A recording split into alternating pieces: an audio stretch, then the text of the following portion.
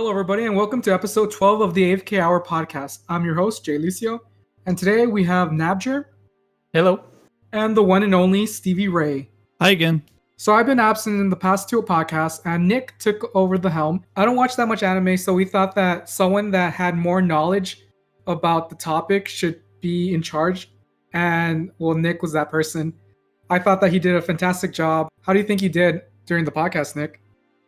I mean, I feel like I did an alright job. I mean, I think we're all learning and we're all improving. I think the first one we did was a little bit better than the second one in terms of that, but transitioning, I think. But I think it's also like the topics we talked about were not necessarily, or like the way we structured it, was not necessarily like a very big thing in terms of like podcast host. But I think it went well. I think at least we talked about what we wanted to talk about, which is anime. Before we jump into anything, I just want to do a special shout out to everyone that showed up to our streams. We've been streaming at twitch.tv/SavePoint_TV. We've been streaming various games such as Fall Guys, Paper Mario, League of Legends, and these are pretty much everything we've been playing. So this podcast is going to be very news heavy. So yeah, first thing first, we're going to be talking about Halo being postponed till 2021. So Halo got postponed. This was like kind of a shock, kind of not a shock because of the day and age that we're living in. I don't know about you guys. I kind of saw something coming, but I mean, this to me is a huge blow to Microsoft because they have their flagship console that's going head to head against a red hot Sony, and their flagship game that they led the conference with is not coming in 2020. Yeah, and I think that's the worst part, in my opinion, is that they led this game. They got all that feedback, and then I don't know if that's what I assume that's what actually triggered the postponement of the game to 2021. But I think like it looks pretty bad for them, especially because let's be honest, that's usually what everybody thinks about whenever they hear like Xbox. It's like Halo. Halo's the one that everybody knows about for Microsoft. Yeah, like when I was on Twitter, the thing I noticed was that everyone was just shitting on the game. Like from the gameplay or the demo, everyone's like, "Oh, they've been working on this new Halo for this to make it look like trash." And me, I don't know. I guess I'm jaded. I didn't think it looked really bad. The graphics were fine, but everyone was just dogging on it. So I guess Microsoft listened to the community or listened to all the criticism, and they're like, "Fuck, we need to take this back to the drawing board."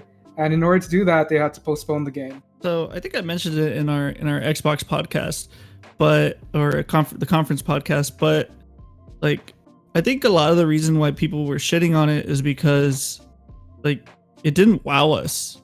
There was nothing that really said, "Oh, I gotta get this new Halo." You know, it's like it's just another Halo game. It could have been released on the current gen Xbox, and I wouldn't have noticed the difference. And maybe that's just because like we're not as like used to the new graphic style and all that. But to me, it just looked like another Halo game. Like they could have just called it like Halo 6 or whatever, and then released it on current gen, and I wouldn't have noticed the difference, especially from watching that trailer. Yeah, I definitely agree with that. I mean, I definitely agree that it only felt like just another game, but to be honest, a lot of the games that come out for the PlayStation, that's how they feel like to me. Whenever they're like the next level of the game, unless you're actually doing something very like completely different, which usually whenever it's a series game, they're not like completely changing everything. At least that's how I feel, especially nowadays, especially in the FPS world. Like I feel like they've been doing so many different variations of them that it's very hard to find like an actual like wowing factor. But I guess that's just my opinion. So I mean, there's rumors about the multiplayer, and Microsoft themselves tweeted out that its multiplayer is going to be free to play. Yeah, I think for me, I think it's really cool that it's free. I only played the multiplayer, so that's really cool for me. But I think that really sucks for them because like at least like that's another person you lose off buying the game. But I'm sure they're gonna have like in-game sales and stuff like that. But I don't know. That's what I was thinking. Yeah, I think this might be the only saving grace that they might have for this, is if they go free to play with this, and then they're just like, boom, here's single player, buy it right here, and like you have all of that player base, and maybe it spikes sales in for the single player. But I don't know. This is a very like multiplayer heavy climate that we're in. Like everybody's playing multiplayer games right now, and then the free to play model is a proven model that has worked for so many other companies. So I just want to see what the multiplayer is. Is it going to be the typical Halo multiplayer, or are we getting a new battle royale? Are we going to get some new mode that we've never heard of before? Like if it's got to differentiate itself from the current space that we're in. Yeah, I think they're going to copy the model from Call of Duty, because Call of Duty offered Warzone that's free to play, and then they're going to have a bunch of in-game currency. You could buy in-game currency and then buy bundles and stuff like that for cosmetics. But I'm not entirely sure, like you said, like how they're going to differentiate themselves from their competition. Maybe because maybe their selling point is that it's just Halo. That's the selling point, or they're trying to hype up. But I'm not entirely sure what they would do to encourage people to play this game, other than like Warzone or the next new Call of Duty or whatever. I mean, the one thing that they can do is like have a small size of a game. That would be a one-up on Call of Duty Hardcore, right? You don't have to play 200 gigs to be able to play the game. Like, I think this is the right direction, because first of all, being postponed is like, it's never a good thing unless you're Cyberpunk 20, whatever the fuck it's called. What's the game called? Cyberpunk what? 2077?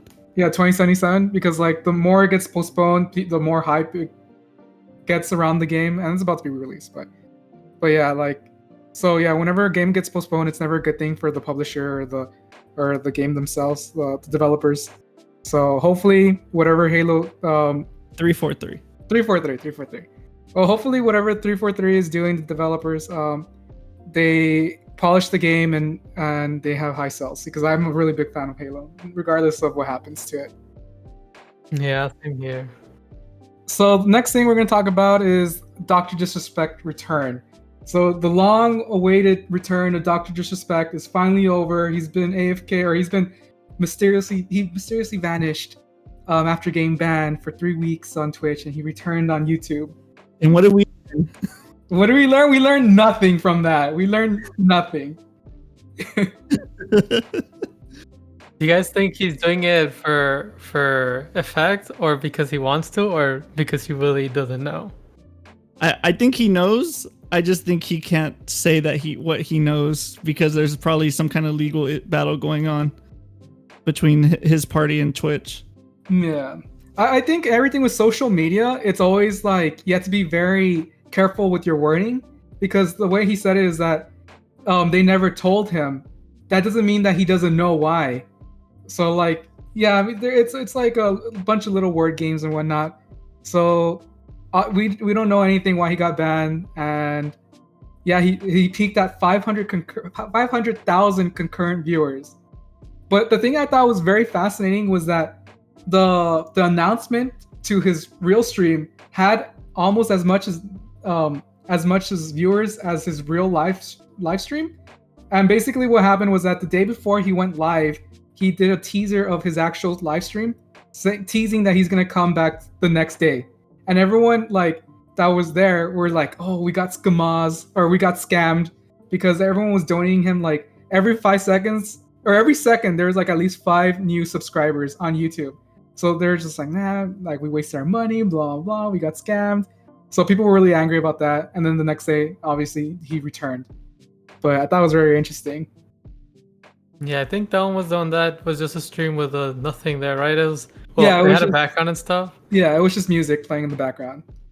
And I think he got like 300,000 people like viewing, and that was not an AFK chair, but essentially. Yeah, he had a lot of viewers that showed up for the actual stream.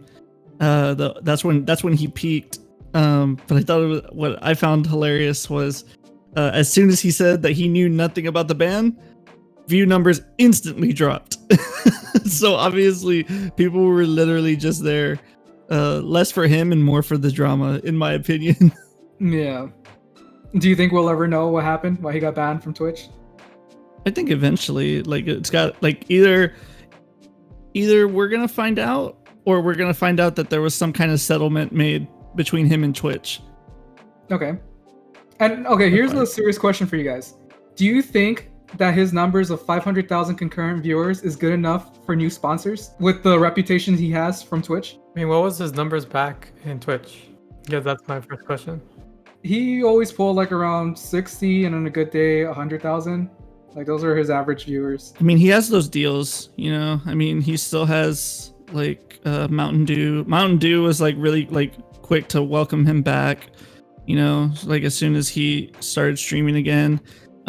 Gaming companies, so he's been playing, he's actually making a map for Rogue Company. They gave him, I guess, the tools to like make a map for Rogue Company because he like got really interested in it. It was really actually very natural, I guess. So somebody in his chat recommended Rogue Company, and he's like, oh, let me check this game out. And he's like, man, I really want to make a map for this game. And then they started tweeting with Rogue Company on Twitter, and then he apparently has, like, he posted recently a picture of like the sneak peek of the map, which is called the Arena, which, if you know Dr. Disrespect, that's like his domain. So I thought that was pretty cool. I'm actually looking at like getting into Rogue Company to check it out. But do you guys think that he's gonna be able to pull in bigger brand deals? Like I understand that Mountain Dew and another company stuck with him even though he got banned from Twitch, but like that, like how about like new ones, like maybe for, I don't know, for just like a regular brand deal? Like I think right now I don't think he's gonna get any new deals personally. I think if somebody wants to like sponsor him, they're gonna wait it out, like, I don't know, a few, like, give it some time, wait things to cool down, see if they can figure out what's actually going on, seeing what their average numbers tends to be. Because sure, your first stream can be X thousand people, but like, are you gonna be able to keep it up? Just because you had a lot of drama come on, like we expected a big number and the first one, right? Because everybody wanted to know what was behind his glasses. Like, I don't know if you guys saw the stream, but essentially when he was talking about what happened, he was like, do you guys want to know, you want to see me to tell you what the glasses? And he took his glasses and he had another pair of glasses underneath. Classic Doc. But yeah, I think like everybody's gonna wait it out. At least that's what I think. I don't think people are gonna start jumping on right now. You want to figure out what's going on before you start backing somebody up. On more streamer news, Shroud returns to Twitch. So after Mixer dissolved and everything, everyone was wondering where Shroud and Ninja were gonna move to. Were they gonna move to YouTube Live or Facebook Gaming, or they're gonna go back to Twitch? And Shroud made the first big move, and he returned back on Twitch. And I believe that he had around 516 concurrent viewers when he returned. So that's more than Dr. Disrespect. Yeah, so I'm actually very surprised about that. And we also got our new looking Shroud, or Uncle Shroud, as the internet has dubbed him. But he kind of looks like Adam Sandler from Uncut Gems a lot. But I thought it was really funny. They also said he looks like Gordon Freeman from Half-Life. So I totally agree. His goatee, it kind of works. It kind of doesn't. But me personally, I've always been a really big fan of Shroud because he's a very chill guy, completely on the other end of the spectrum from somebody like Dr. Disrespect, who's very outlandish.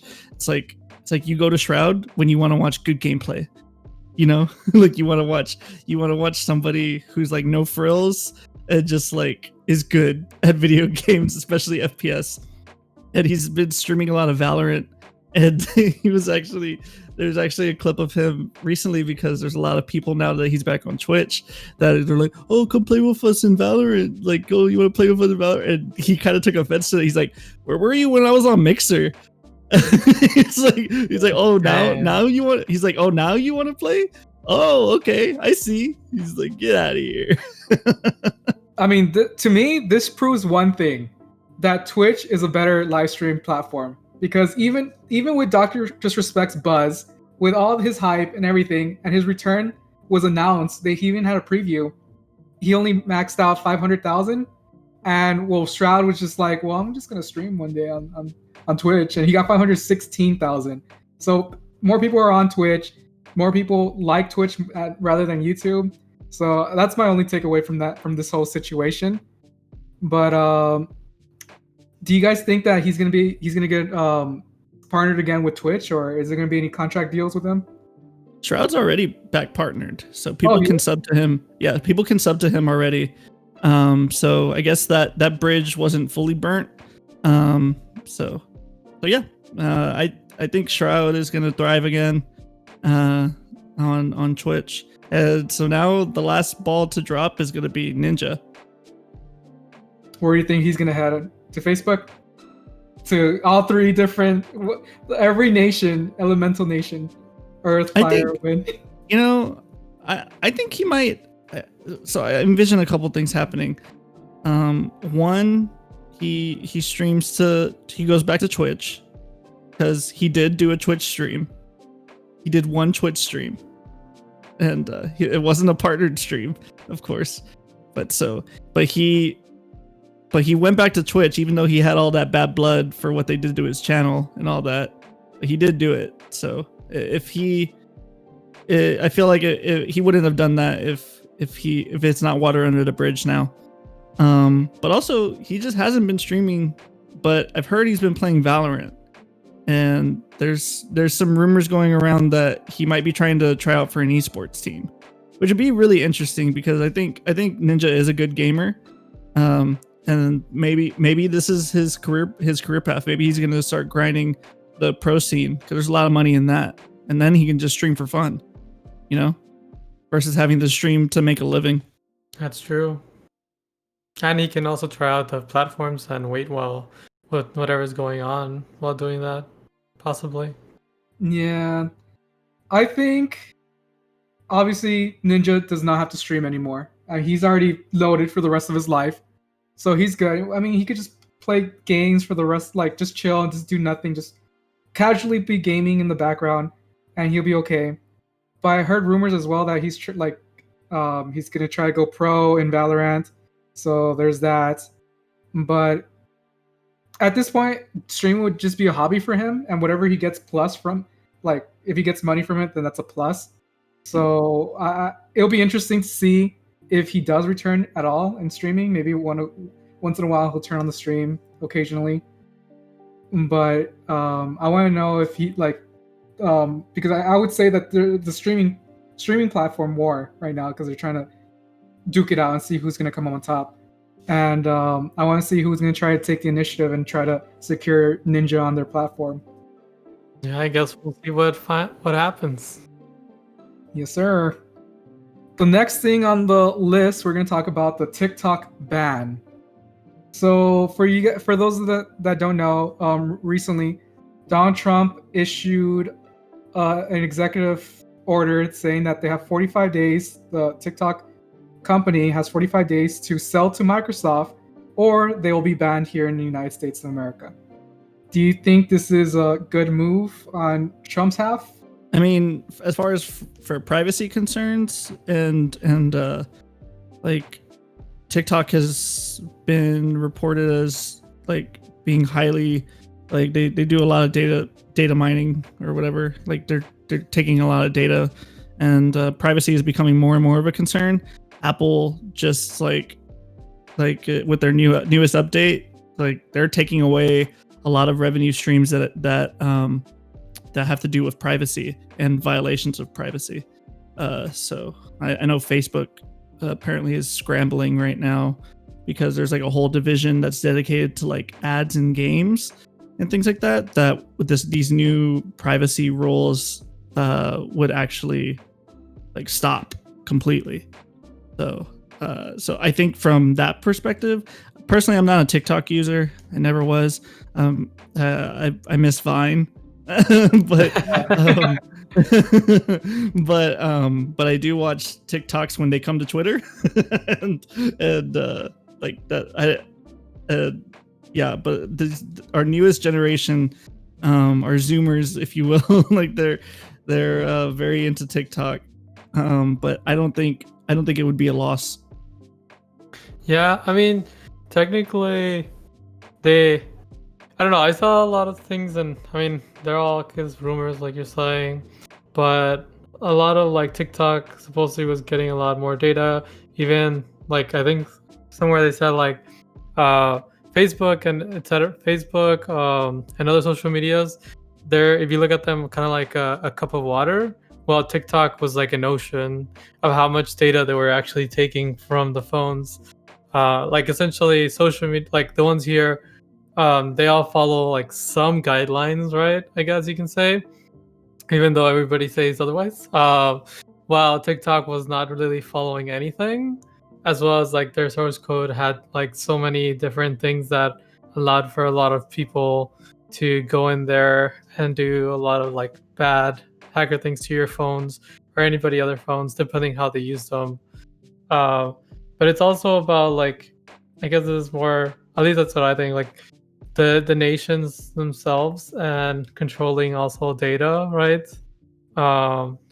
But because this is something, I don't know if I'm just making this up or not, but like I feel like I remember reading somewhere where like social media companies or like data centers, we have different regions where everybody stores data. We all have different servers. We have CDNs, pretty much places to get information from and make it easier so that the user can get their information faster.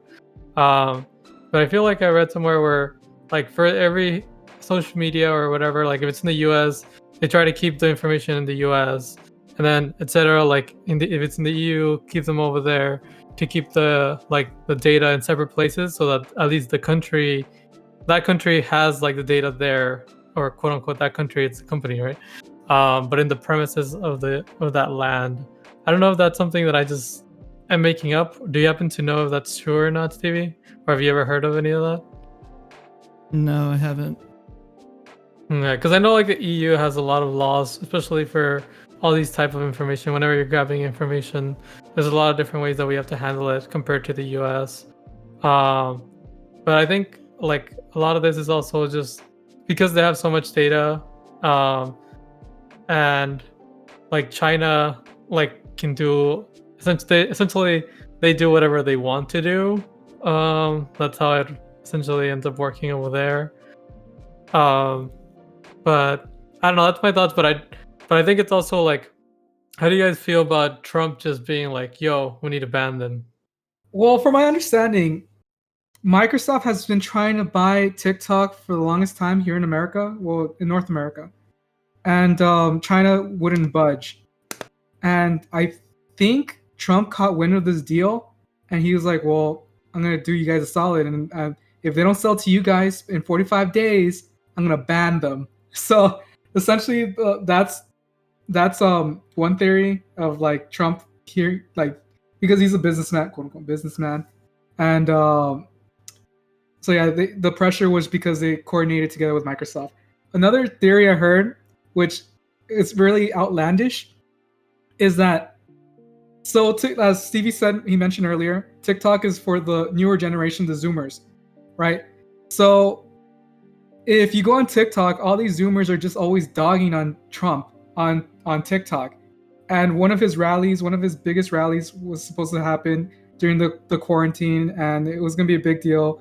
And what happened was that a lot of people in TikTok, like the community, gathered around and bought a bunch of tickets for that rally. So they inflated the numbers of the actual attendees. So that's why all the social medias of all the Republicans are like, well, this is going to be a blowout. It's going to be 100,000 plus. But in reality, it's just a bunch of these Zoomers from TikTok buying these tickets, or not buying, they're reserving the seats to go to these rallies, and then plus no one went. Only like 10,000 or whatever went. So like his aide like told him like, oh yeah, TikTok, this is the reason why it failed. So he's like, I'm going to ban them. So that's a conspiracy, obviously, right? You never know if it's real or not. But yeah, so those are the two things I've heard. But with that being said, I never liked TikTok. I don't understand it. I'm getting too old for it. I like Snapchat. I'm with Stevie. Or not Snapchat, with Vine. So yeah. I don't know. I think like people are just used to different things, but I don't know. To me, Vine and TikTok feel like the same thing personally. But I think it's just different time when it got released and people using it a different way. Yeah, like people don't know that. Remember that old app called Musical.ly? Well, TikTok bought out Musical.ly, and then that's what TikTok is now. So like people don't like no one gave a fuck about Musical.ly. Like who cares about Musical.ly? I always saw ads for it. I was like, nah, this is fucking trash. And then I saw TikTok, and I'm like, this is trash too. This is the same thing. But yeah, like I don't know. It just gets me angry. All these damn young people in my lawn. Get off my lawn. And I do know that I think recently, I saw like some post somewhere that they were recently giving like the first check to people that, because I guess they have like influencers also like in TikTok where they get paid, and so that also happened recently. So I wonder how that's gonna go with everything. And I had also read that Microsoft is trying to buy them here in the US, but also everywhere else. Oh, I didn't know that. Yeah. But I don't know. I don't know, man. Fucking conglomerates and all this stuff. I could talk about this all day, but I do know that I think like India, I think banned them. yeah, India banned them. Yes.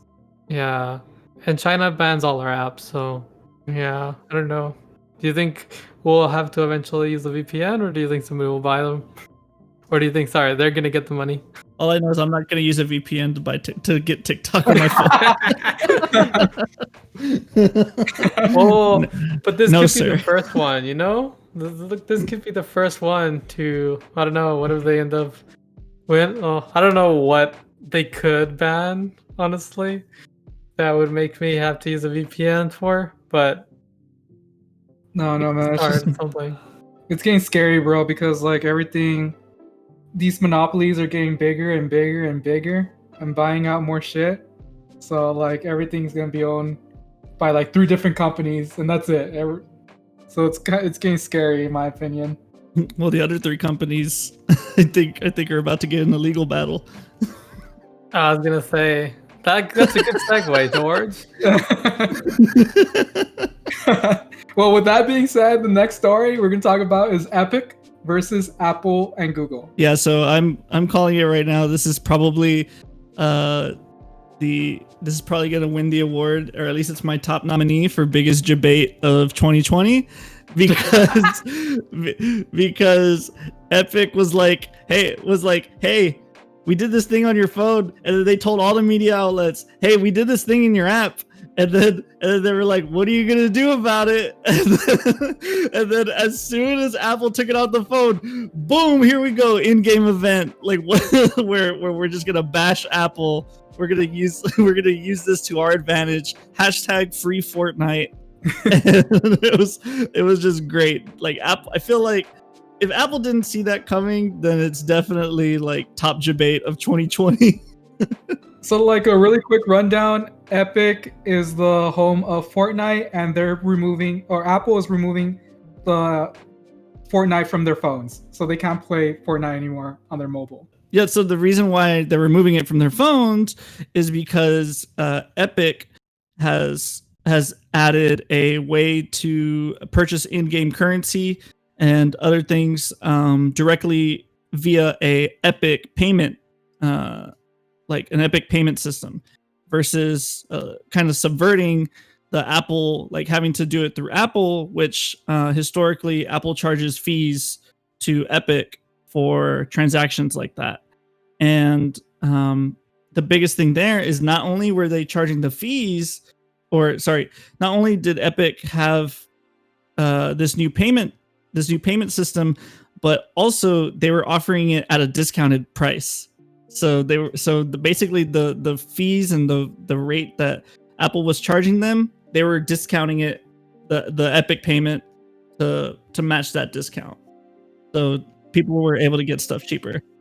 Yeah, because essentially in the Epic Store, I don't quote me on the numbers, but they were like in the Epic Store is like $8, and then on the Apple Store was like $10, something like that for V-Bucks or something like that.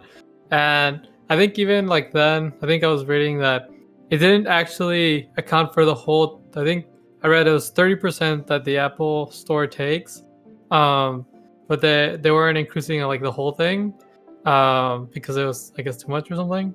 But yeah, I don't know. It's like, to me, it's crazy that they're doing this, and then it's not just Apple. They're doing this, like Google removed it also from the Play Store, because they're all like they have their own thing, right? It's the same. They both, Apple has theirs and Google has theirs, or AK Android, um, and they both charge fees. But I don't know. To me, it's crazy that they're trying this. But yet again, I don't know if you guys remember. I think it's in 2018 when the game was coming out, and they were actually trying to get it out. For Android, Epic actually had you go to their website and then you can install their game using the SDK or whatever it's called, and that's how they were playing until a while that Google actually like got them in as an official app. And even at then, Google was like, "Hey, you can't be doing this, blah blah blah. Like you can get viruses and stuff like that." And well, honestly, you can. Like that. The whole thing about these stores is that people, like, there's supposed to be people that are trying to actually look for other people, right? Like they're doing some standards that protect everybody else from it, and or they're creating software to help them easily do this. But I don't know, I just thought it was interesting. I totally forgot about that, the 2018 Epic thing already with Fortnite. Yeah. So I think the main reason why Epic's doing this is so Apple and Google have kind of created these monopolies on the app space where it's like they own like all the marketplaces there, and the fact that they're charging the fees, like, so think about Xbox and PlayStation, like they do this, they have the same things, they have marketplaces of games, and there's all these retailers that are selling games on there, and they're not receiving like the same fees, or if they are, it's not to the extent of what Apple and Google are doing. And even Gabe Newell, Gavin from Valve, has come out in support of Epic, just criticizing Apple for their practices with these games. Because I know that Valve in the past too has also like had issues trying to get games on Apple, and I know it's a big issue amongst the development community. So, well, it's also Epic, whenever they released their store, that they didn't want to come out in Steam, right? They didn't want to release their games in Steam, so they created the Epic Store, whatever it's called, for their games. And that's also another thing that Epic did, and was like, "Hey, we're gonna get these games only on our store," because Steam was becoming, like what you're saying, pretty much a platform for games. Even though, in my opinion, I would like that better, because we all want one place where you can get your games. But then then you create these things where they can do whatever they want. Though, I don't know. I think I see both sides. Like, I mean, if you made the platform where, because you got all, like, you made the iPhone, right? Then you made the software for it, and then you set up the platform for all these apps and for them to all work together, and to set up all the SDKs, and you've been doing this over time. You'd want to milk it as much as you can, right? It's something that your company has been doing for so long, just so that other people can now be using it, and now you only make money off the product. I don't know, there's a lot of different ways Apple makes money from their phones, but yeah. Do you think this lawsuit that Epic is going to do against Apple and Google has any validity? I think so. I think that, like, I think it's gonna weigh heavy on how all this works in the future, because it's gonna go one of two ways. Either like they win, and then what happens, right? Is there gonna be an Epic App Store on Apple? Is that gonna be allowed, or does this only apply to like things like microtransactions? Because I personally see what you're saying, Nick, about like kind of they built all this stuff. They built the platform.